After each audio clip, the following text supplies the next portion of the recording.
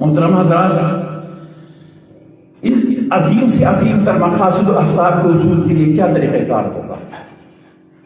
میں اختصار کے ساتھ ذکر کروں گا، اور ان کو کیسے ہمارے لیے آسان سے آسان تر بنایا جا سکتا ہے۔ اس سلسلے میں عرض ہے، نمبر 1 کہ ہم اپنی تعلیمی نصاب و نظام کو اس نظریے سے ہم کریں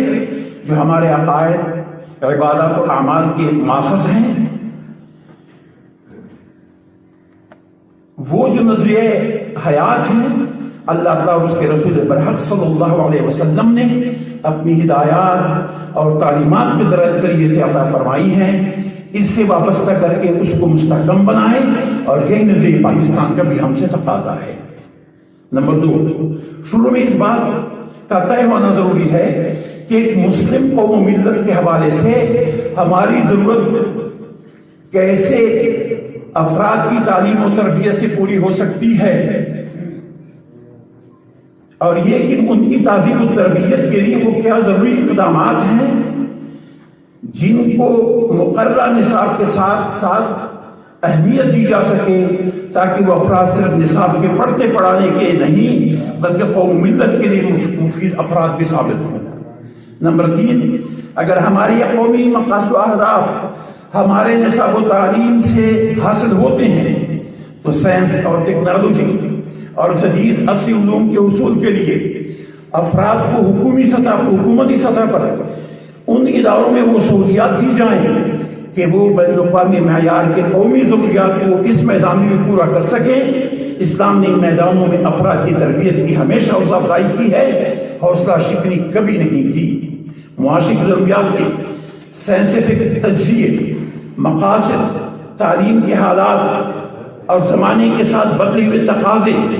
طلباء کے مزاج و آہنگ کی تربیت و پرداخت، لیبارٹریاں اور لائبریریوں کو جدید خطوط پر استوار کرنا، یہ لازمی امور ہیں، ان سے صرف نظر نہیں کیا جا سکتا۔ نمبر 4، یہ تینوں باتیں جو میں نے عرض کر دی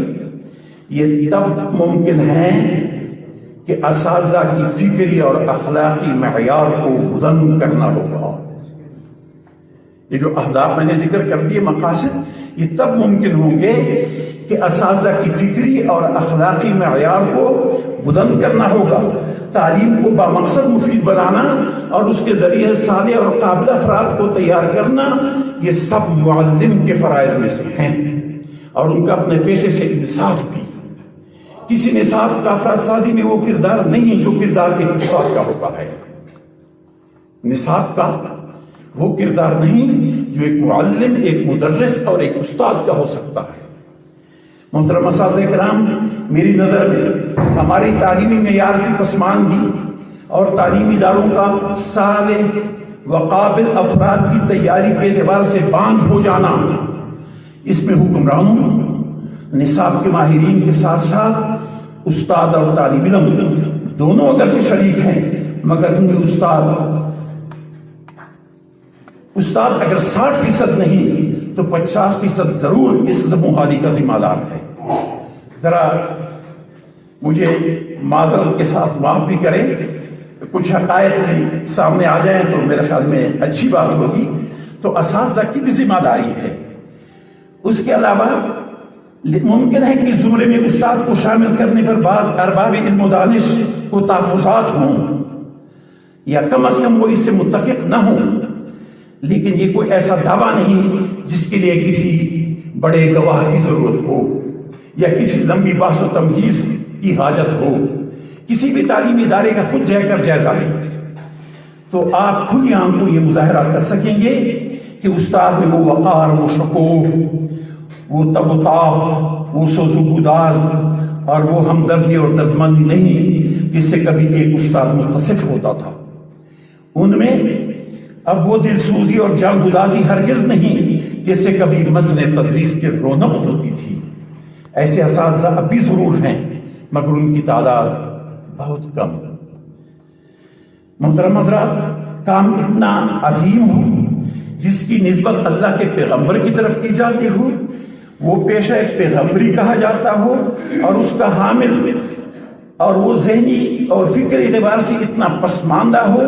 کہ وہ اس مقدس فریضے کے لوازمات و مضمرات کے تقاضوں کو بھی پورا نہ کر سکتا ہو، تو ان کو جانتا بھی نہ ہو، یہ بہت بڑی زیادتی ہوگی۔ اور جب حالات اس درجے مایوسکن ہوں گے تو صالح اور قابل افراد کیسے پیدا ہوں گے؟ محترم اساتذہ کرام، استاد کے بارے میں سیدنا حضرت علی کرم اللہ وجہہ رضی اللہ تعالیٰ عنہ کا ارشاد مبارک ہے، جس نے مجھے ایک حرف بتایا میں اس کا غلام ہوں، وہ چاہے مجھے بیچے، آزاد کرے یا برابر غلام رکھے۔ سکندر سے کسی نے پوچھا کہ آپ استاد کو باپ پر کیوں ترجیح دیتے ہو؟ اس نے جواب دیا، اس لیے کہ باپ تو مجھے آسمان سے زمین پر لایا اور میرا استاد ارسطو مجھے زمین سے آسمان پر لے گیا۔ اس نے کہا، نیز باپ سبب ہے حیات فانی کا اور استاد موجب ہے حیات جاویدانی کا۔ باپ میرے جسم کی پرورش کرتا ہے جبکہ استاد میرے روح کی پرورش کرتا ہے۔ شرح طریقۃ المحمدیہ میں منقول ہے کہ جو آدمی علم و فضل میں بڑا ہو یا جو آپ کا استاد ہو،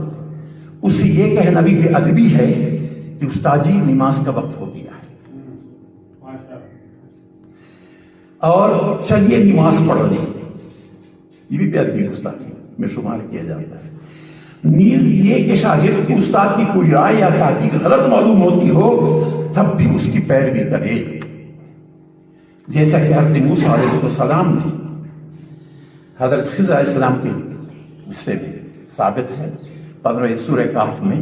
جو واقعہ آتا ہے، یہ استاد اور شاگرد کے ادب و احترام کا بڑا زبردست واقعہ ہے۔ اس میں بڑے اسباق ہیں، استاد کے لیے بھی، ساتھ ساتھ متعلم کے لیے بھی۔